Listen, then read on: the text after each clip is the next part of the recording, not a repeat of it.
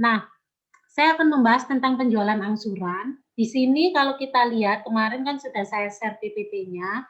Kalau mungkin yang sudah membaca dan merangkum materi apa yang kalian dapat hari ini itu, penjualan angsuran itu sebenarnya itu nanti dibagi menjadi 2 penjualan angsuran, yaitu penjualan angsuran aktiva tetap sama penjualan angsuran barang dagang. Nah, bagaimana sih Bu konsepnya penjualan angsuran ini kok bisa muncul di dalam strategi penjualan barang ini ya? Mungkin kalau kita mau mencari omset suatu apa ini di suatu perusahaan itu memang strateginya itu banyak dengan cara melakukan proses penjualan.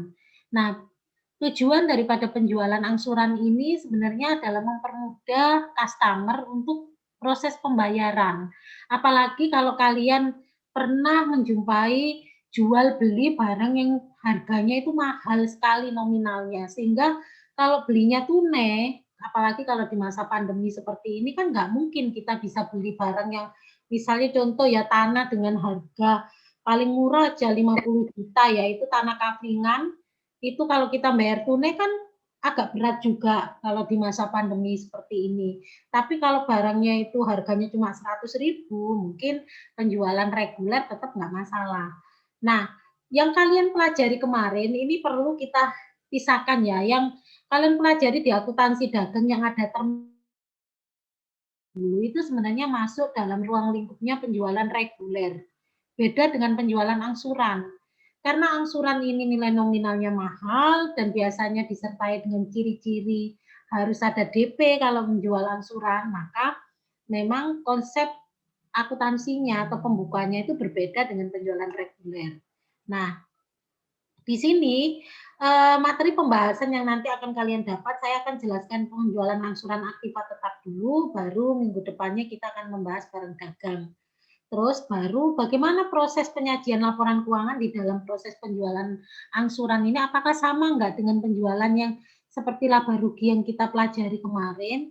Sebenarnya sama, cuma ada item yang harus dipisahkan di dalam pelaporan internalnya. Nah, di sini saya share screen, apa ini saya slideshow ya, biar agak besar. Di sini kalau kita bicara penjualan angsuran aktiva tetap, pembayarannya itu dilakukan secara berangsur, sedangkan hak pemiliknya itu masih ada pada pihak penjual sebelum dilunasi seluruh angsurannya. Jadi highlights-nya atau kesimpulannya itu kalau penjualan angsuran itu hak pemilik itu belum menjadi milik kita barangnya itu. Artinya barang tetap bisa kita pakai, tetapi haknya itu masih ada pada penjual. Karena selama itu belum lunas, maka kita tidak memiliki hak dalam memiliki barang itu 100%. Nah, sehingga di sini ada 2 metode, laba diakui saat terjadinya penjualan sama laba diakui secara proporsional sesuai dengan penerimaan kas. Nah, sekarang saya ingin salah satu mungkin bisa memberikan contoh sama Bu Lisa, penjualan angsuran aktiva tetap itu seperti apa sih? Contoh-contohnya itu kayak apa yang mungkin sering kalian jumpai di sekitar kalian? Coba mungkin salah satu yang bisa sharing sama Bu Lisa.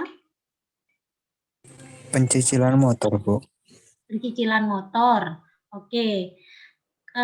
Saya mau tanya Habibil, pencicilan motor. Seperti apa itu cara mencicilnya atau mengangsurnya ya? Oke. Kalau pernah Habibil lihat itu, kenapa kok bisa masuk ciri-ciri penjualan angsuran? Soalnya bayarnya berkala, Bu. Berkala Bayar ya. berkala. Biasanya kalau di jalan-jalan kan dapat brosur. Misalnya ya Mega Pro, waduh DP-nya ini segini, angsurannya seperti ini ya, biasanya seperti itu ya.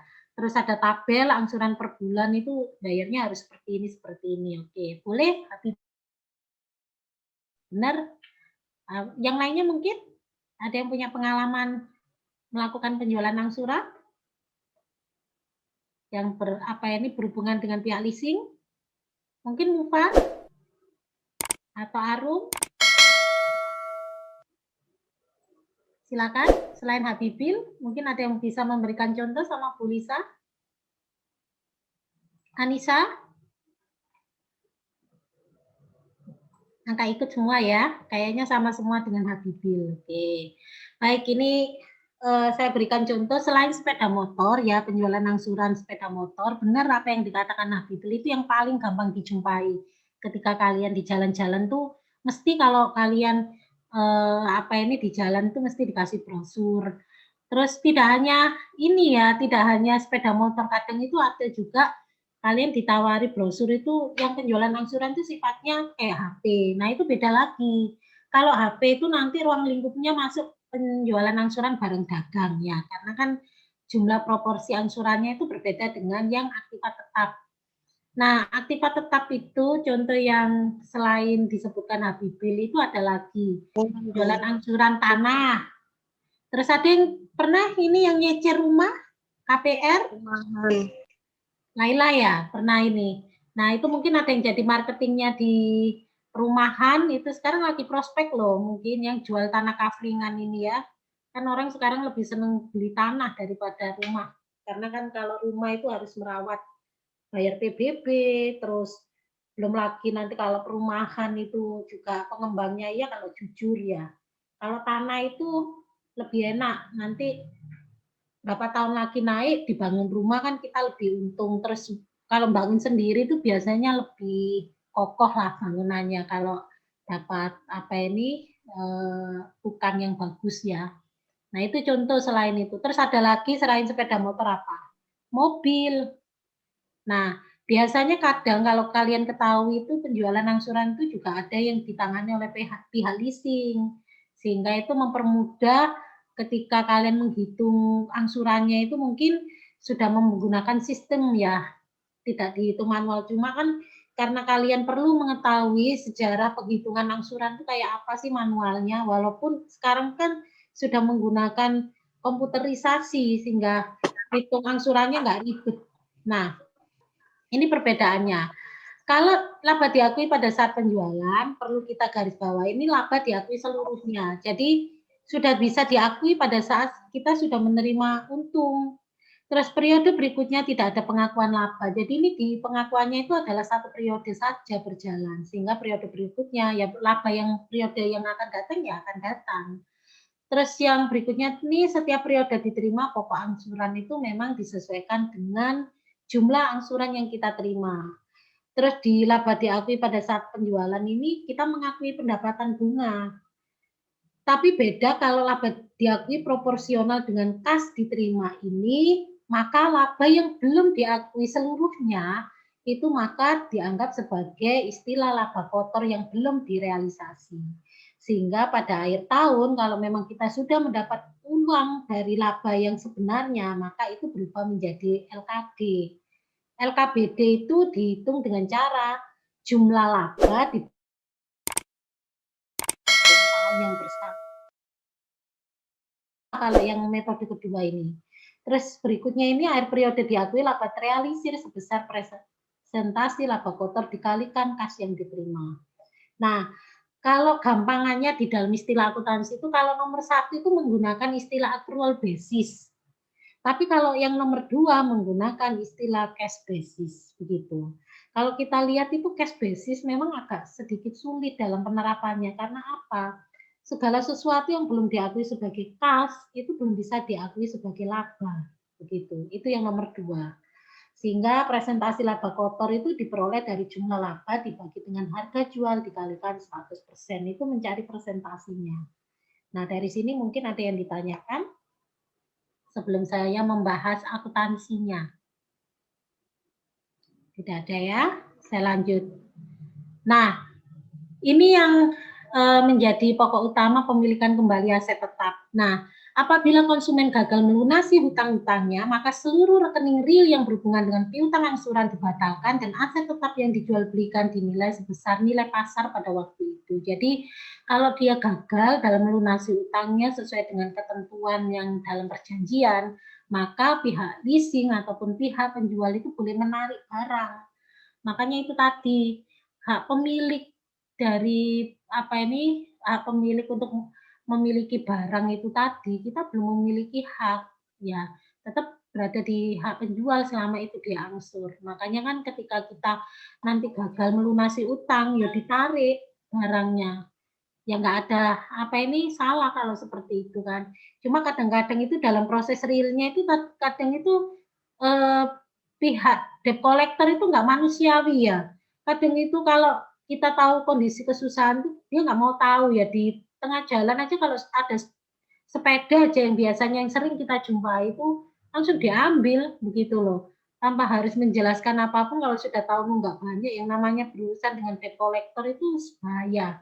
Makanya saran saya itu kalau kalian berhubungan dengan bank jangan berani utang banyak karena bayarnya itu lebih banyak bunganya daripada pokok yang harus kita bayarnya. Itu kalau dia ada perhitungan bunga. Terus perusahaan juga akan mengakui keuntungan atau kerugian karena kegagalan pelunasan piutang angsuran, di mana keuntungan atau kerugian diakui sebesar selisih antara harga pasar. Jadi walaupun misalnya ada kegagalan pelunasan piutang, perusahaan juga sudah memperkirakan keuntungan. Makanya kadang kalau kalian beli barang dari hasil lelang di bank itu lebih murah. Tapi ya itu tadi, khawatirnya kalau yang pemiliknya nggak ridho itu yang kadang yang walaupun murah tapi kalau ada sesuatu yang belum ikhlas ya itu juga akan menjadi suatu kendala ya. Nah, makanya itu ini sedikit kelebihan dan kelemahan. Nah, terus dari beberapa teori yang di atas ini kita akan membahas akuntansinya. Saya contohkan ya untuk yang tugas kasus ini. Ini contoh PT Liga tanggal 1 bulan 4 2008 menjual 10 unit komputer secara angsuran. Nah, ini contoh barangnya adalah komputer. Dia harga beli atau harga pokok tiap unitnya itu 1 juta per satu unitnya. Dijual dengan harga 1.250. Nah, kalau dari harga jual terus dari beli 1 juta ini per 10-nya kan maka ini kan kalau kita jual kan keuntungannya harga jualnya kan kalau dikali 10 kan 12.500.000 dengan harga pokok 10 juta. Kita sudah untung 2,5 juta. Terus karena ini penjualan angsuran, perusahaan menetapkan uang muka itu ditetapkan 500 per buah. Jadi dibayar DP-nya itu 500 per buah gitu. Sisanya diangsur 3 kali angsuran 6 bulan. Angsuran pertama itu 6 bulan setelah transaksi jual beli. Bunga yang diperhitungkan 12% dari saldo piutang angsuran. Jadi pada saat kita menghitung penjualan angsuran ini perlu kita lihat kebijakan ataupun syarat-syaratnya. Terus baru kita buat jurnalnya di mana laba kotor yang diakui dengan metode yang pertama, terus yang kedua dengan proporsional sesuai penerimaan kas. Nah, nomor 2 itu kalau terjadi kegagalan bayar piutang, ya, pelunasan. Nah, kalau yang nomor 1 ini, pertama kali sebelum kita mengetahui penjualan nominalnya, kita lihat dulu di sini. Nah, kenapa 1 bulan 4? Karena di sini transaksinya terjadi pada tanggal 1 bulan 4 pada saat proses jual belinya. Sehingga kita cari dulu piutang angsurannya itu berapa yang digunakan sebagai patokan angsur. Pertama karena DP-nya 5 juta, ini ya, itu berasal dari 500.000 dikali 10 ini. Maka di sini DP-nya jadi berapa? 5 juta. Terus piutang angsurannya ini jangan dihitung dulu, ini terakhir. Yang kita hitung itu nilai harga pokoknya dulu, sebelah kredit, ya kan? Komputer 10 dari mana sih, Bu? Ya dari nilainya 10 kali 1 juta ini, kan harga pokok. Terus labanya ini 2,5 juta karena harga jualnya tadi 1.250.000 per satu unit, maka mencari labanya 12.500.000 dikurangi 10, ketemunya adalah 2,5 juta. Sehingga dari kita laba 2,5 juta dan harga pokok 10 kita kurangkan dengan DP, maka piutang angsuran yang harus kita bayar adalah sebagai patokan 7.500.000. Ini dibayar per 3 kali angsuran 6 bulan. Nah, angsuran pertama itu 6 bulan setelah tanggal transaksi jual beli, sehingga melunasinya tanggal berapa lagi? Ya 6 bulan lagi setelah ini, maka April, Mei, Juni, Juli, Agustus, September, ya kan? September berarti tanggal 1 bulan 10 ini kita sudah harus melunasi angsuran yang pertama. Sehingga kan 3 kali. 7,5 juta ini kan ketemu piutang angsurannya, dibagi 3 kan berarti ngangsurnya itu adalah 2,5 juta. Nah, berarti angsuran pertama ya kita bayar 2,5 juta, terus kasnya ini jangan dihitung dulu. Kita ngitung pendapatan bunganya dulu. Dari mana? 7,5 juta dikalikan 6/12. Maaf ya, ini 6/12 ya, bukan 6/2. Jadi jangan sampai salah, ini satunya kehapus ini sebentar. Ini ya, 6/12. Nah, ini loh. Karena kan 1 tahun ya, kehapus itu. Jadi biar nggak bingung. Jadi nilai apa ini angsuran yang pertama tadi yang dapat ini tadi ya, dikalikan 6/12. 6/12 itu dari mulai bulan 10 ke 4 ini loh. Ini kan apa ini sampai bulan berapa ini, bulan 9 September kan ya, dikalikan 12% itu bunganya yang ini ya, dari bunga berjalan ini 6/12, jadi jangan bingung ya, 6 ini dari 1 bulan 10, 1 bulan 4 ke 1 bulan 10, baru ketemu bunganya 450 bertambah kredit, maka kas yang diterima 2950. Untuk yang ini bedanya cuma ada pada istilah di sini, LKBD ini 2,5 juta. Untuk yang ini juga idem sama, ya, belum ada perbedaan. Cuma yang berbeda itu di sini kan belum bisa diakui sebagai laba seperti di sini. Karena kan ini belum diterima penuh dalam 1 tahun. Nah, dari sini kita bayar lagi bulan berapa? Berarti kan masih ada sisanya tahun apa ini pembukuan akhir. Maka kita bayar pendapatan bunga akhir, menyesuaikan pendapatan bunga pada akhir periode. Jadi ini wajib kita menyesuaikan pendapatan bunganya. Maka 31 bulan Desember untuk membayar angsuran kedua, kita harus menyesuaikan bunganya dulu. Piutang pada pendapatan bunga, ini dari mana 5 juta? Ya dari 7,5 juta kan dia angsurannya ini, terus bayar angsuran pertama 2,5 juta kan berarti penyesuaiannya bunga yang harus kita bayar di akhir periode itu adalah dari mulai 1 bulan 10 ke 31 Desember ya 3/12 kalikan bunga 12% itu dari ketentuan soal. Maka ketemunya 150. Nah, sebelum kita membayar angsuran kedua, kita harus nutup apa ini perkiraan yang terkait dengan laba rugi, laba penjualan. Ini kan perkiraan nominal. Memang di akhir periode kan harus ditutup setiap perkiraan nominal. Sehingga nilainya jadi 2,5 juta. Kan posisinya ini adalah laba kredit ditutup jadi debit 2,5 juta supaya nanti tidak apa ini direkapitulasi di periode yang akan datang sehingga sudah ditutup. Terus pendapatan bunga 600 ini berasal dari mana Bu Lisa?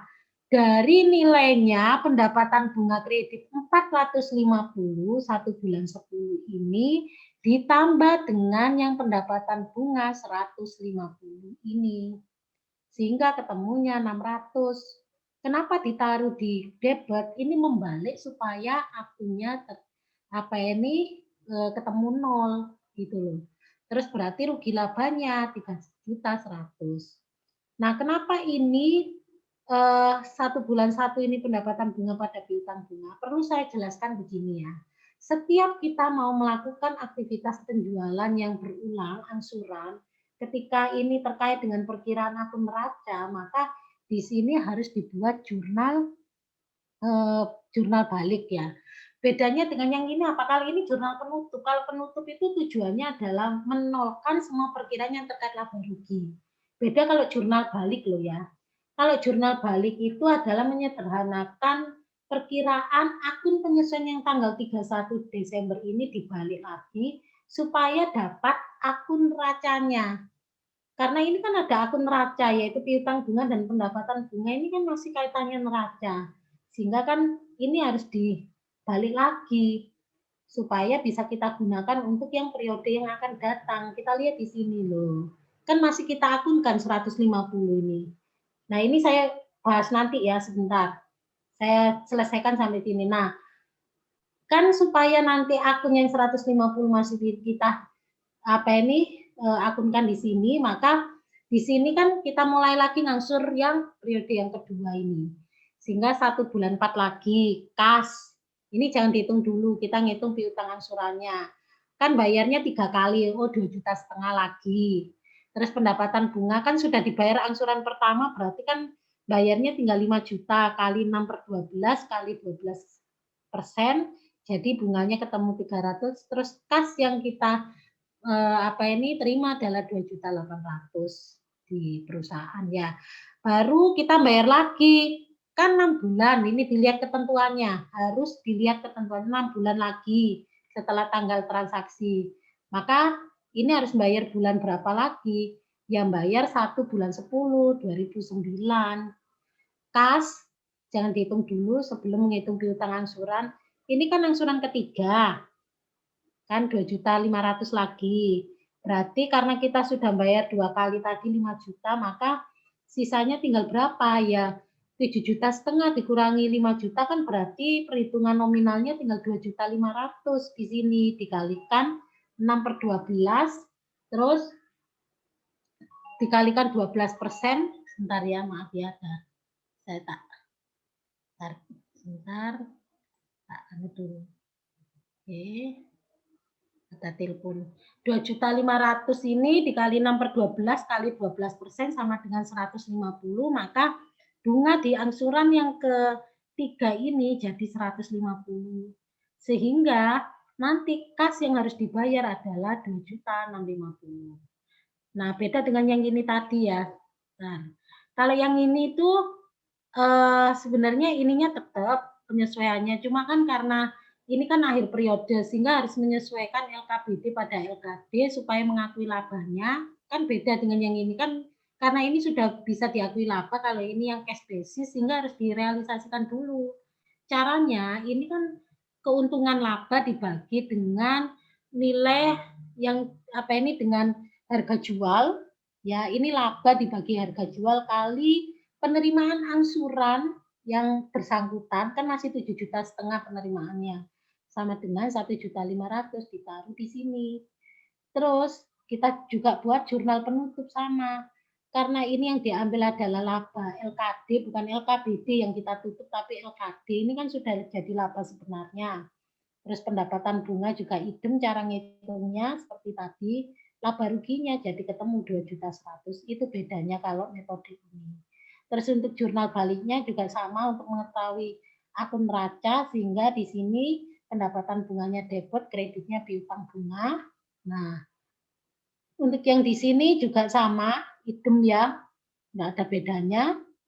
Baru terakhir adalah 31 Desember, ini adalah hanya menghitung pendapatan bunganya saja. Nah, yang saya tanyakan ini 300 dari mana? Begitu. Ayo. Ada yang tahu 300 dari mana ini? Silakan. Kalau ini kan tinggal ngikuti yang satunya. Mungkin ada yang tahu? Ini dibuat jurnal penutup 300. Ada yang tahu? Ini dimulai dari sini. Karena ini kan masih juga masuk perhitungan. Oke ya, saya jelaskan ya. 300 itu berasal dari pendapatan bunga kan 1 bulan 1 kan debit 150. Terus pendapatan bunganya ini 300, ya kan, kredit. Berarti debit sama kredit kan dikurang. Jadi 150. Ditambah lagi 150 kredit berapa? 300 kan? Maka di sini nilai pendapatan bunga ditaruh debit adalah 300.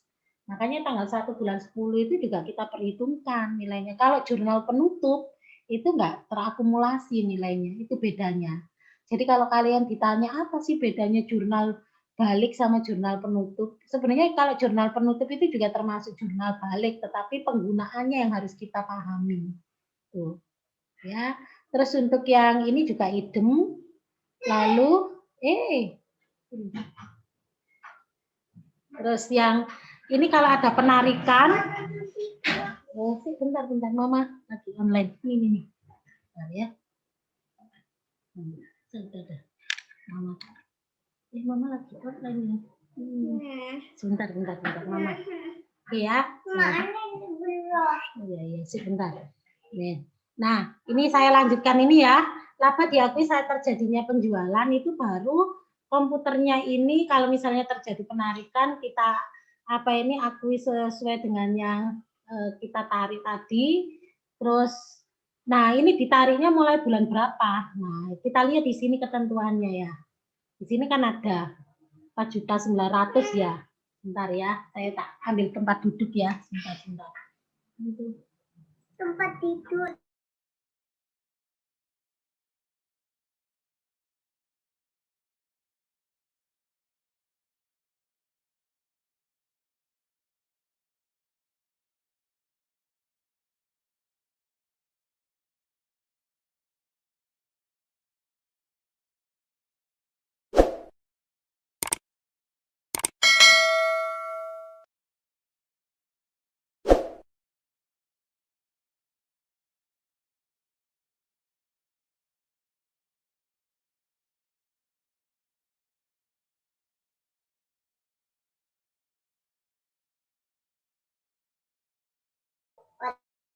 Maaf ya, ada gangguan teknis.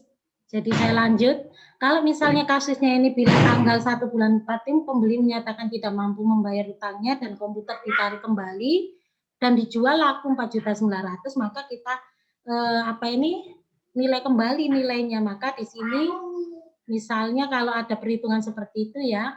Nah, ini 4 juta karena kan kita dapatnya itu sisa angsurannya kan, terus biaya yang diterima itu 300, itu berasal dari pendapatan bunga 1 bulan 4 ini kan nerimanya kan baru 5 juta kalau seperti ini. Maka sebentar ya, ini kok jaringannya Kak. Terus nilai kepemilikan kembali itu dihitungkan dari 4.900.000, maka ruginya 400. Ini hanya menghitung kalau misalnya sampai bulan berapa itu terjadi penarikan kembali itu dilihat dari nilai yang diterima itu tadi ya, pengecualian. Kalau yang ini tadi kira-kira mungkin ada yang ditanyakan terkait dengan hitungan yang mulai bulan 1 bulan 4 2008 sampai angsuran 1 bulan 9. Silakan kalau ada yang masih bingung. Kira-kira sudah paham semua atau ada yang masih mau ditanyakan terkait dengan ini? Terkait dengan perhitungan? Bisa. Silakan Laila. Nah, ya. Ini nanti berikutnya dikirim di itu, Bu. Ya, nanti saya bilang Mbak Ruby ya untuk apa ya, ini. karena di saya pedet-pedet, Bu. Iya, apa ini sama siapa ini Laila. Ini juga Bu Lisa kurang stabil juga jaringannya. Cuma mudah-mudahan suaranya Bu Lisa bisa diterima ya di situ. Oke, nanti saya tak konfirmasi ke adminnya apa ini untuk yang nge-record ini ya, karena kan bukan Bu Lisa ini yang jadi admin. Oke, Laila, terima kasih. Lainnya mungkin? Bu Ruby. Bu Lisa mau tanya, Bu. Ya, silakan Habibil. Pendapatan bunga 300 itu yang pencicilan pertama itu ikut dimasukkan juga, tak, Bu? Yang mana? Pendapatan bunganya. Yang 300 yang ini kah? Yang ini atau gimana? Ya itu yang ini ya? Ya, itu yang pencicilan yang pertama itu dimasukkan apa enggak, Bu? Yang pencicilan pertama yang ini kah? Sebentar. Ya. Ini ya, 150 ini ya. Ini kan dari yang sebenarnya ini bukan dari pencicilan yang pertama, cuma kan setiap pembayaran angsuran itu selalu disertai pendapatan bunga. Karena kan bayarnya kan nyicil ya. Ini kalau penjualan yang angsuran pertama itu kan pendapatan bunganya itu kan 450. Kalau yang ini kan angsuran kedua, ini tetap maksudnya itu karena kan ini juga kan nanti di angsuran kedua. Jadi tetap diperhitungkan pada saat kita menghitung pembayaran bunganya itu di akhir periode Habibil. Jadi misalnya ini kan debit ya tadi 300 kan ini asalnya dari mana? Kenapa kok ini dimasukkan? Karena ini jurnal baliknya dari yang angsuran kemarin. Yang angsuran yang bulan pertama itu loh. Tapi yang diambil adalah yang pendapatan bunga yang angsuran yang periode akhir. Sehingga tetap yang nilai 150 itu tetap direkapitulasi untuk angsuran yang berikutnya. Nanti misalnya ya Habibil, ini misalnya angsurannya itu, ini kan selesai dalam kasusnya ini kan cuma 2 periode. Misalnya ada angsuran yang ketiga, tetap nilai angsuran yang akhir periode 300 ini nanti kalau misalnya ada kasusnya sampai 3 tahun, ini juga harus dihitung juga Habibil sebagai jurnal balik untuk periode yang akan datang. Karena piutang bunga itu termasuk dalam akun neraca, jadi nggak boleh ditutup buku. Itu Habibil. Terima kasih, Bu. Ya, yang lainnya mungkin sudah jelas ya? Oke, kalau sudah jelas, nanti ini saya pending untuk yang penjualan angsuran barang dagang karena ini nanti terkait sampai laporan keuangan dan saya harap nanti saya akan share soalnya ini kan PT Sanggong Galing.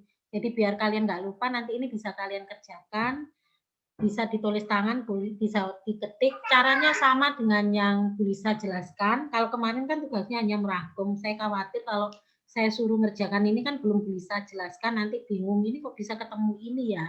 Nah, nanti silakan dicoba untuk bisa mengulang apa yang bisa jelaskan untuk materi hari ini. Silakan silakan diupload ya di Classroom. Kemarin kan sudah ngupload, cuma tugasnya saja yang saya share dalam bentuk Word dan nanti dikumpulkan sesuai dengan deadline. Jangan lupa absen ya. Oke, sebelum saya akhiri mungkin terakhir saya berikan kesempatan untuk bertanya. Oh iya Bu Lisa, absennya masih belum ada ya Bu ya? Belum, habis ini saya share Laila. Terima kasih sudah diingatkan. Habis Ya, Bu. ini. Biasanya Bu Lisa itu rajin ya. Sebelum Zoom itu biasanya sudah saya share di Classroom ini. Kalian luar biasa ini. Biasanya paling kalau sudah ada notif langsung di-upload ya.